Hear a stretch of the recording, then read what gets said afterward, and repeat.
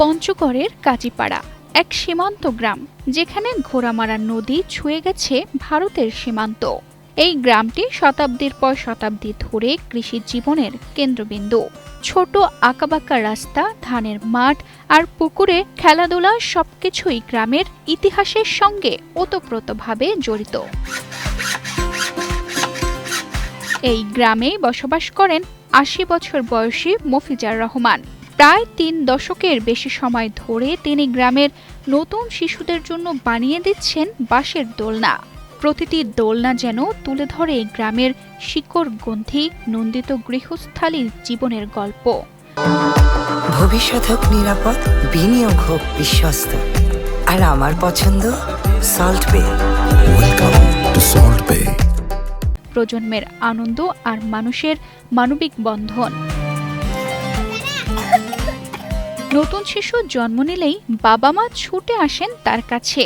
তিনিও বাঁশঝাড় থেকে নিজ হাতে বাঁশ কেটে রশি আর বেত দিয়ে তৈরি করেন ছোট্ট এক দোলনা।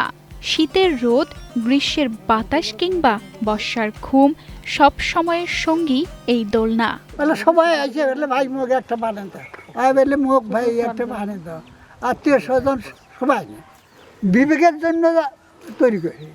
বিবেকের ছাড়া হয় না। শিক্ষা কি মানুষের দ্বারা হয়?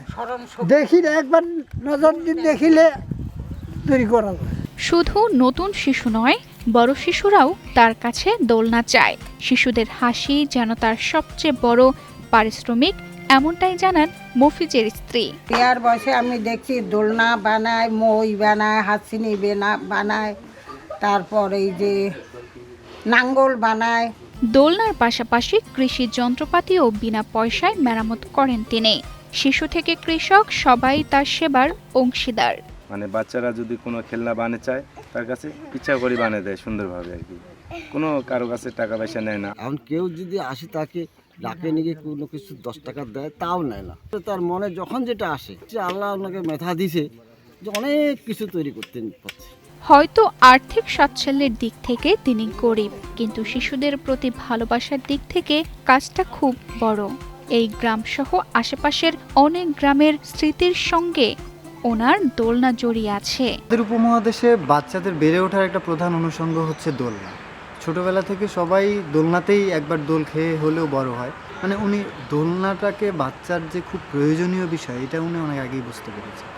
যদি একজন নিরক্ষর মানুষ এভাবে বুঝতে পারে যে বাচ্চাদের জন্য দোলনার দরকার, বাচ্চাদের একেবারে গ্রামীণ সংস্কৃতিতে বেড়ে ওঠার যে জিনিসগুলো এগুলো দরকার, এটা আমাদের মনে হয় শিক্ষিত সমাজে আরও ভালোভাবে ভাবা উচিত এই বিষয়গুলো। নিরক্ষর হলেও মানবিকতায় শিক্ষিত মফিজার রহমান। কোনো স্বীকৃতি নয়, শিশুর হাসি তার জীবনের সেরা অর্জন।